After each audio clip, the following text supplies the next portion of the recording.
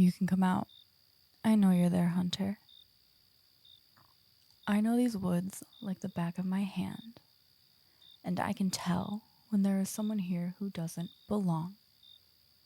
You walk around with no notice of your own presence.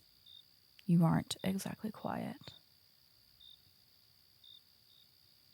So, who paid you to come out here? A few times a month, someone from the village gets upset with me for one thing or another. And every time that happens, I end up with a witch hunter out here trying to kill me. Or whatever it is that witch hunters do. Sometimes I get the same witch hunter. They come by every couple months just to say hello and run off with whatever coin they were paid for their work.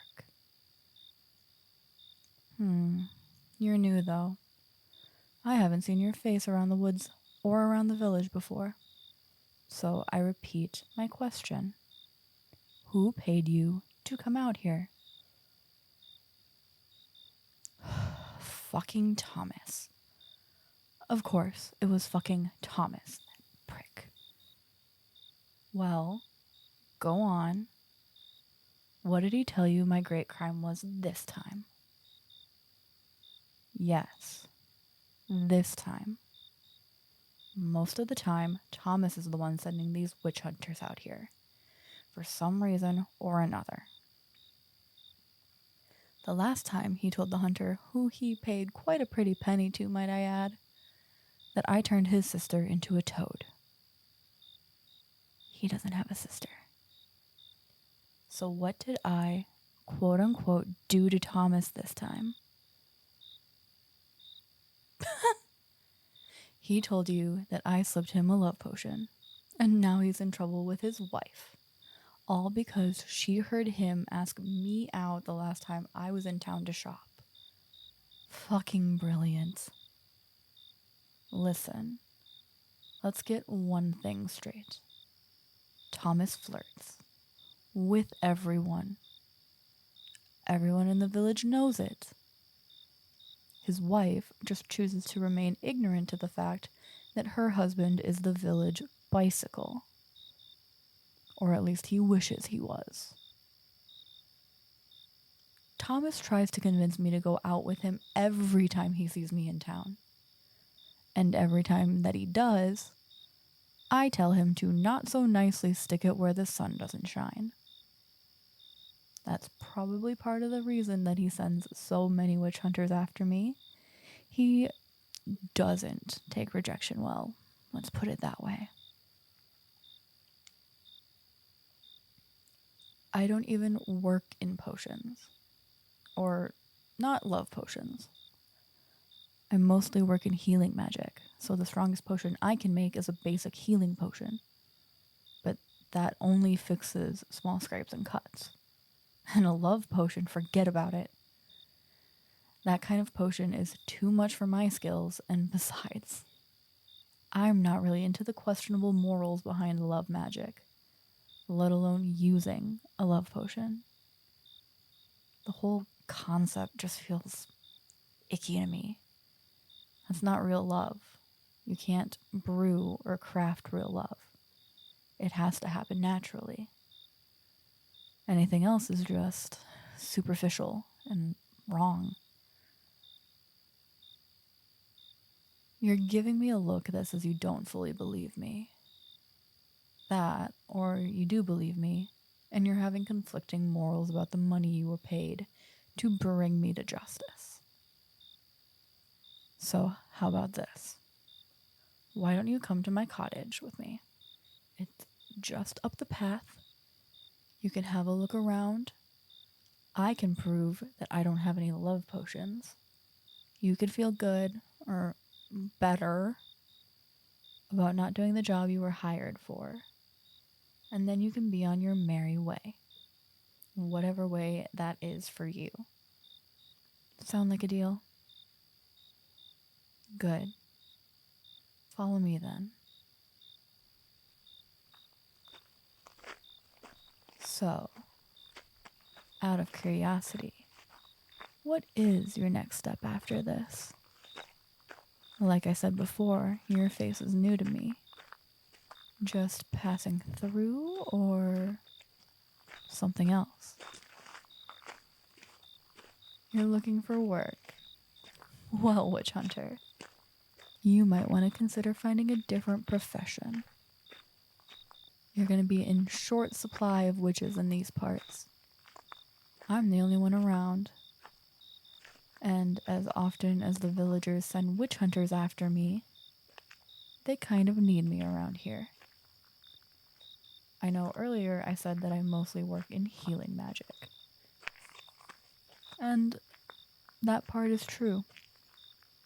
But it goes beyond that. I also deal a lot in protection magic.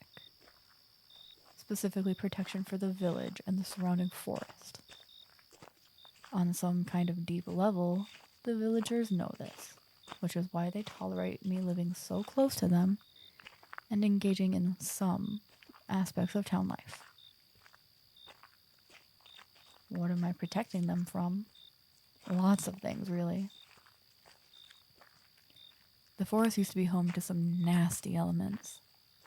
Now my magic keeps them out, or at bay.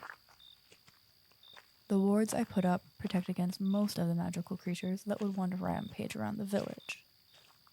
But I still have to go out and reinforce them regularly, otherwise they risk failing. But enough about that. Here we are, my humble abode. Come on in. You're welcome to have a look around to ease your moral-stricken mind on the whole love potion thing. I'm going to get the fireplace going. It gets pretty chilly in the forest at night.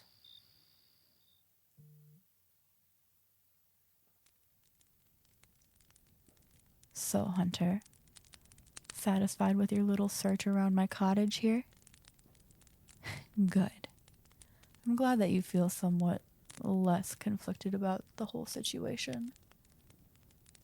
You did your due diligence and took a proper look around and found no sign of love magic. Just like I said you wouldn't. Oh, I made some tea while you were having your little look around. Would you like some? It's getting pretty late, and tea is just the thing to warm and soothe you on chilly nights like tonight. Speaking of which, I know we just met, but the woods is no place for people to be out and about at night, even with my protective wards to keep out the nastier elements. I would like to extend you an offer to stay, if just for the night. My conscience would feel much more at ease knowing I did not let you wander off to your potential death without offering a safe place to stay for the night. You're very welcome. Here, I'll set you up in the loft for the night so that you're comfortable. The heat from the fire should rise and keep you nice and warm up there. Where am I going to sleep? Well, usually I would sleep in the loft, but I'll just settle myself down here in my reading chair. You're not burdening me. I've slept in that chair many times before. It's quite comfortable, for myself and for my familiars. Really, it's not a burden for me to sleep in the chair tonight. Well, aren't you a bold one? Well, if you insist, I guess I will join you in the loft. Take some more burden off of that conscience of yours for the night. I should warn you, though, it might get pretty crowded up there. The loft is not as big as it looks. We might have to get a little close for comfort for the night. And truth be told, with such close proximity, I might not be able to keep myself from cuddling right up to you. It's been a while since such a handsome face graced my home, let alone where I sleep at night. As long as you're all right with that, then so am I. Good night, Hunter. Sleep well. I'll see you in the morning.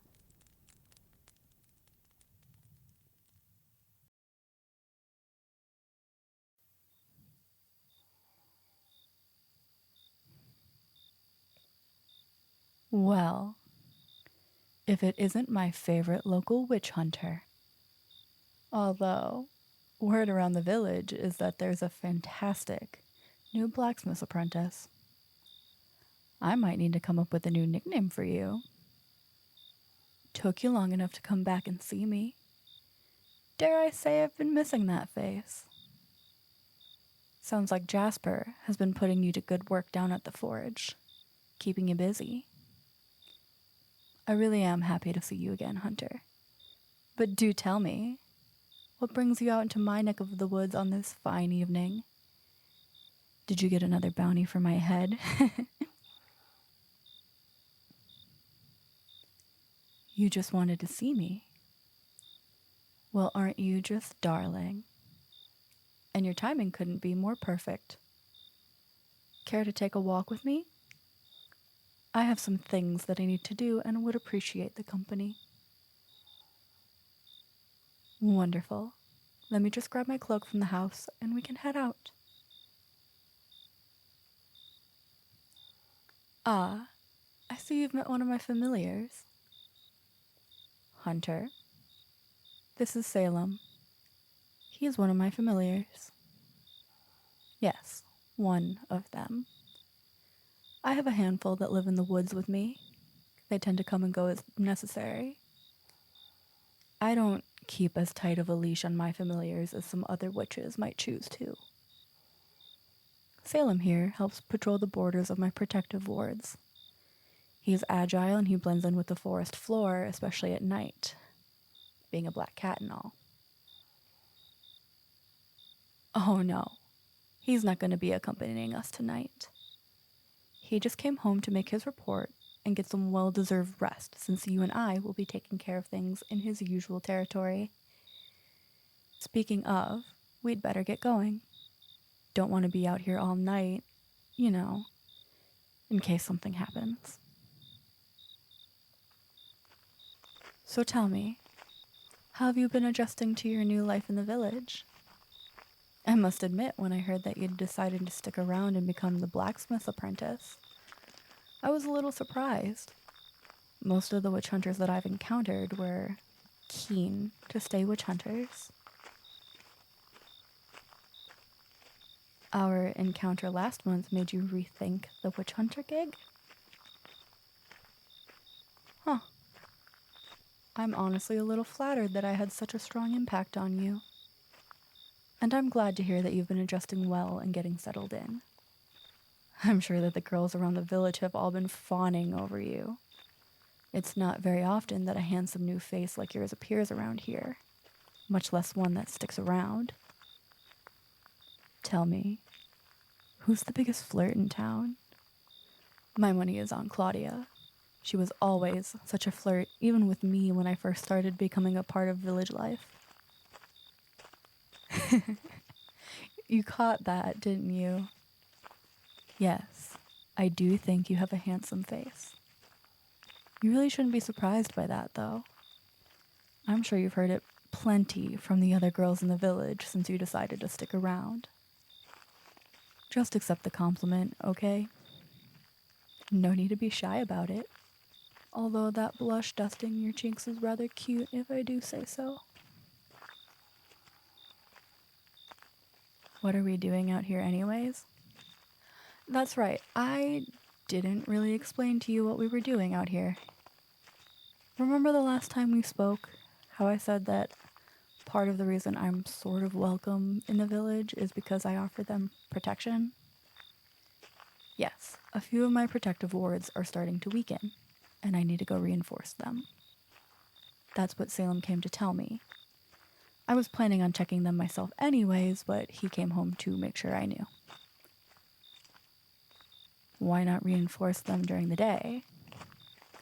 Well, truth be told, my magic is significantly stronger at night, in the presence of the moon. And since it's full moon tonight, my magic is practically at its peak. and I'll be able to reinforce all of the wards that need it without overextending my magical powers. Think of it like an amplifier. I obviously can do magic during the day and on nights when there is no moon in the sky, but the light of the moon amplifies the power and the depth of my magic. When it's full, so am I. No, not every witch's magic works the same way that mine does. I've met very few others whose magic works even similarly to mine. I've met a handful of witches whose magic is fueled by the sun, some whose magic is fueled by the tides. I even met some witches whose magic didn't have or need an amplifier. A witch's magic is as unique as the witch herself. No two witches have the same exact type of magic. You're right, I did say that the forest was dangerous at night. For someone who doesn't know it well enough. Luckily for the both of us, I can navigate this place practically with my eyes closed. I know the sounds of the forest like I know my own voice. And with the full moon fueling me, I don't run the same risk of exhausting my magic if on the off chance that something that goes bump in the night does make its way past my wards. That doesn't mean there is no risk to us being out here, just that it's minimal right now. How do I reinforce the wards? That part is actually pretty simple. All I have to do is focus a bit of my magical energy into each symbol on each ward. And when they glow bright blue, I know their power has peaked. And then I can move on to the next one. Perfect timing, actually. Here, I'll show you firsthand how it's done. This is what each ward looks like. Honestly, they're kind of unimpressive if you don't know what you're looking at. They really just look like a circle of fancy rocks with weird symbols carved into them. But to another witch, the symbols mean something special. It's a good thing we're out here doing this tonight. This one is practically drained of magic. I'll sit in the middle of the circle and focus on dividing my energy into the symbols. One by one they'll light up, and when the last one is bright blue, the ward will be as good as new.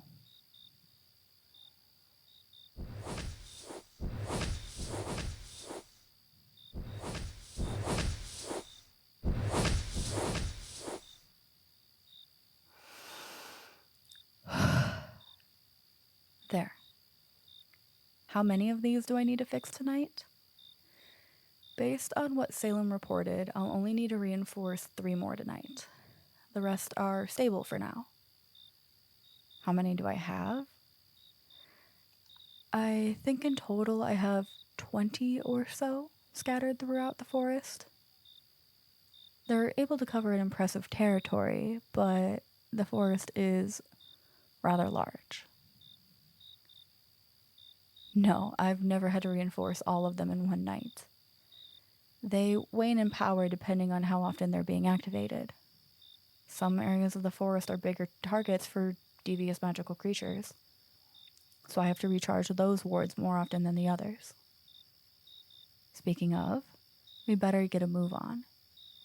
I don't necessarily want to stay out here all night, and it's a bit of a trek from the final ward back to the cottage, and even further to the village. Hey, once we're all done out here, would you like to come back for a cup of tea?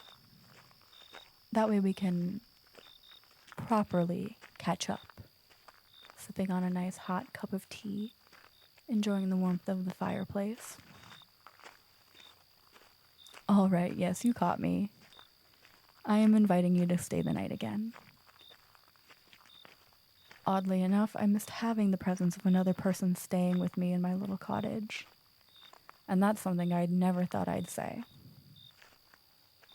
I've always been kind of a loner, even among my fellow witches, preferring my own company and the company of my familiars.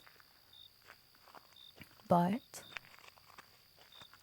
I find myself often thinking about you and your company. Good. I'll be glad to have your company for the night again. Now come on. Let's get this all wrapped up so we can properly enjoy the rest of this night.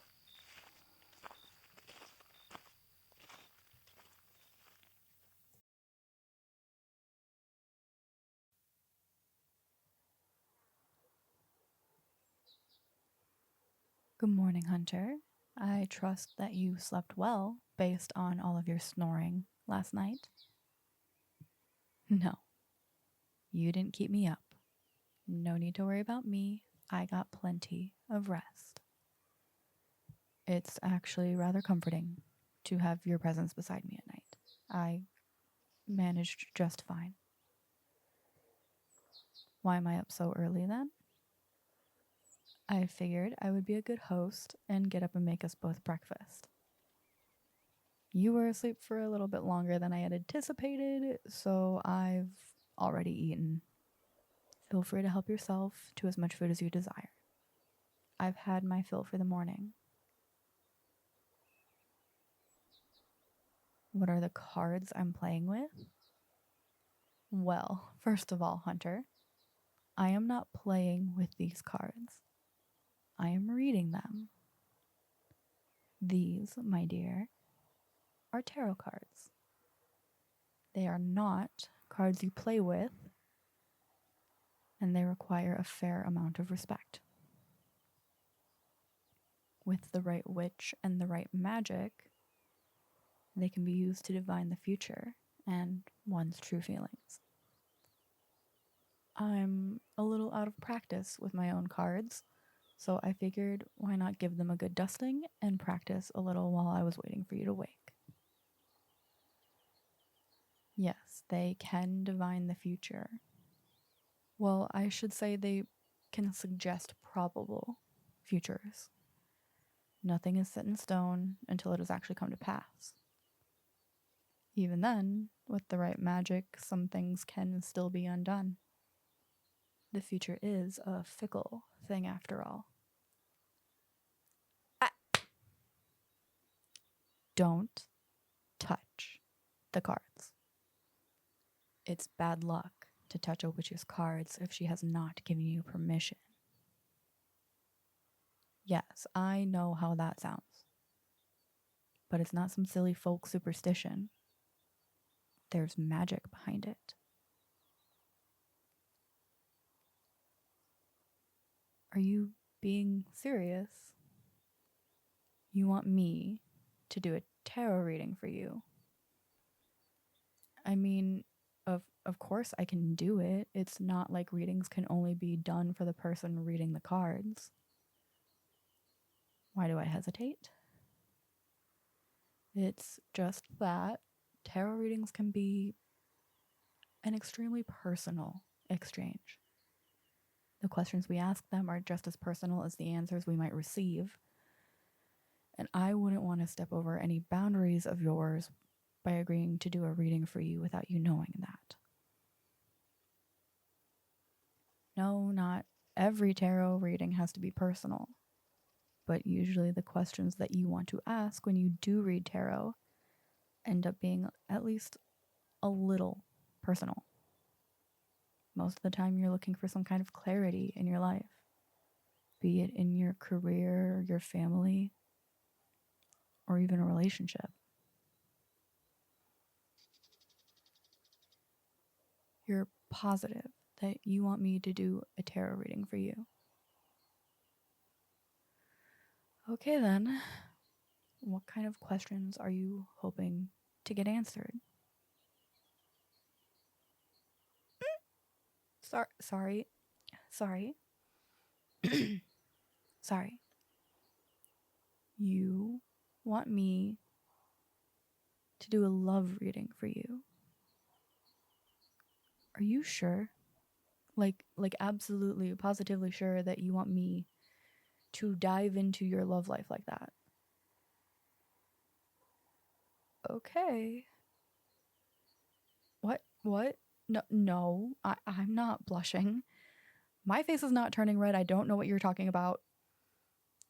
Do you want me to do this reading or not?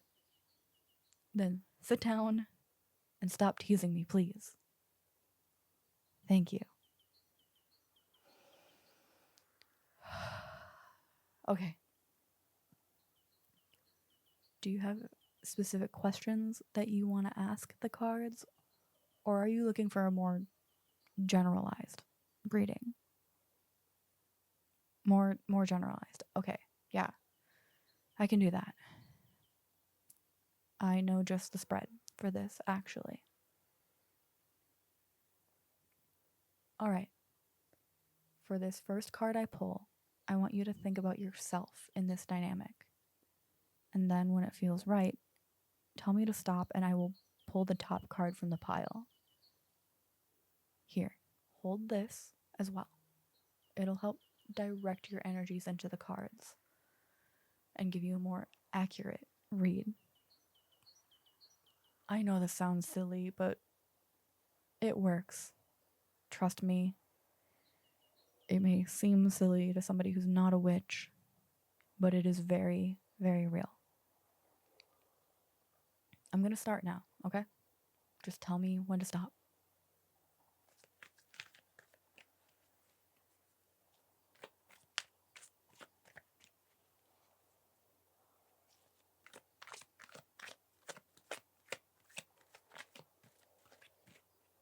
Stop now? Okay, okay.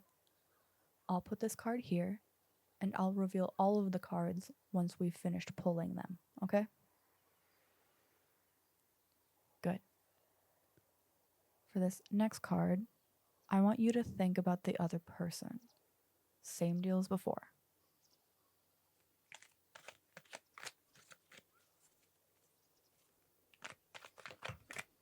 Oh, okay. I guess this card really wanted to come out for this section. Yeah, that can happen sometimes. When energies are specifically strong, the cards can sometimes seem like they have a mind of their own and look like they're jumping from the deck. Okay. For this last card, I want you to think about your connection with them. Think about who they are to you, who you want them to be, who you want to be for them. Got it?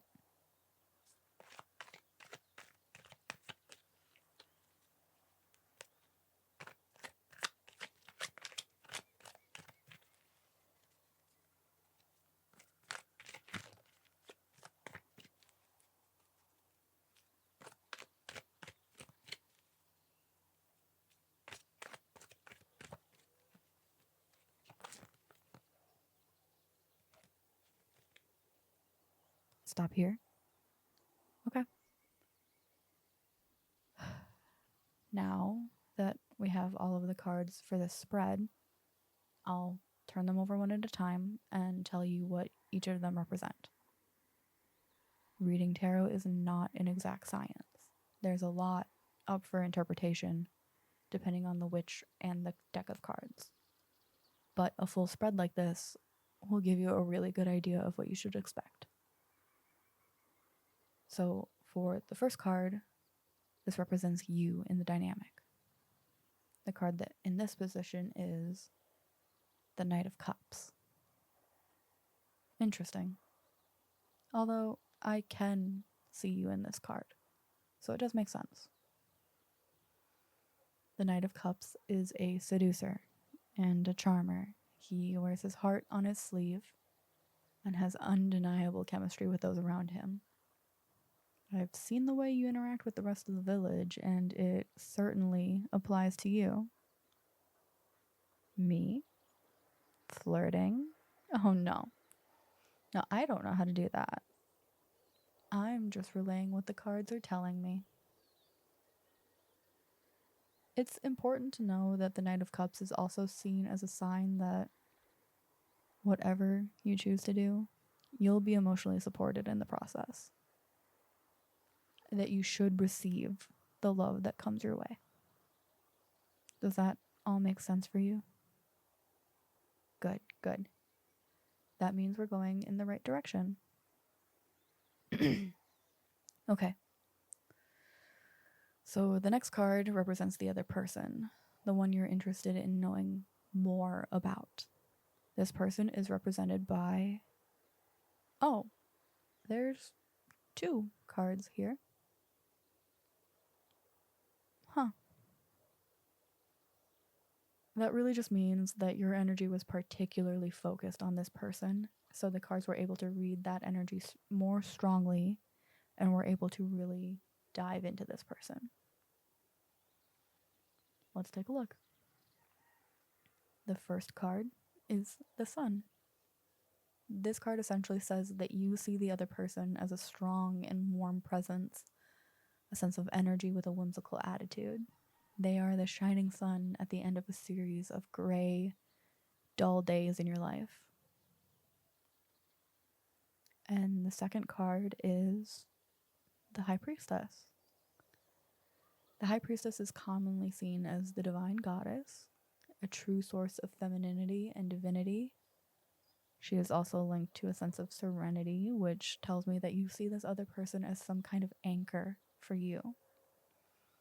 One that gives you a sense of peace when you're around them. On to the last card. The last card placement is how your relationship with this person will develop, or likely develop. Wait. Why are there 3 cards here? I could have sworn I only pulled 1 from the deck. I guess we'll look at all of them. The universe must really want you to have this message. The first card is death. Before you get the wrong idea, death doesn't mean you or them will die. Within tarot, death means change. Change, like death, is an inevitability in life. It simply means that your current dynamic with this person is likely to change. The second card is the Nine of Cups. This is actually a really good card to have in a reading like this. The Nine of Cups is known as the wish card. Essentially, what you desire is what will come true. Your wish is my command kind of thing. And the last card is the Lovers. No surprises here. Love is in the air with this one. There is passion and a mutual attraction between you and the person you desire. One of you just has to reach out and make that first move, and then everything will fall into place.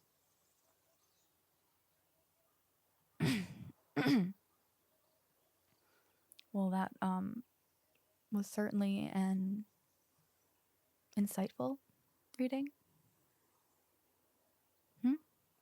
Oh, you're welcome for the reading, Hunter.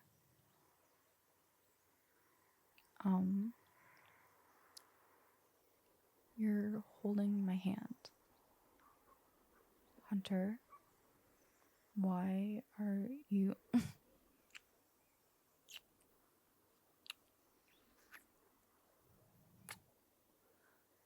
What? You just kissed me.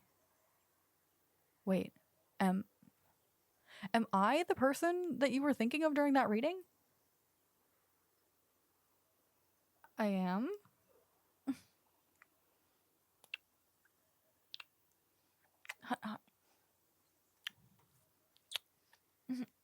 Hunter, stop. Just hold on. For 1 second. Please. No. It's not that I didn't like the kiss. It's just that I am trying to wrap my head around everything right now. You like me? Of course, I like you too, you fucking dummy. Just, you're sure that you like me?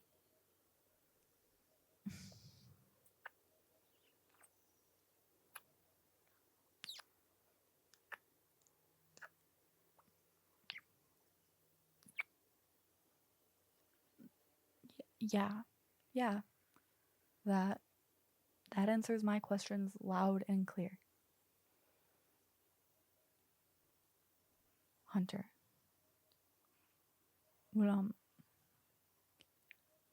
Would you like to stay with me today? it's still early and I would like to spend some more time with you. I want to enjoy you the way I've been wanting to enjoy you since the first day we met out on the trail in the woods. And if that look on your face is anything to go by, you've been wanting to enjoy me in the same way.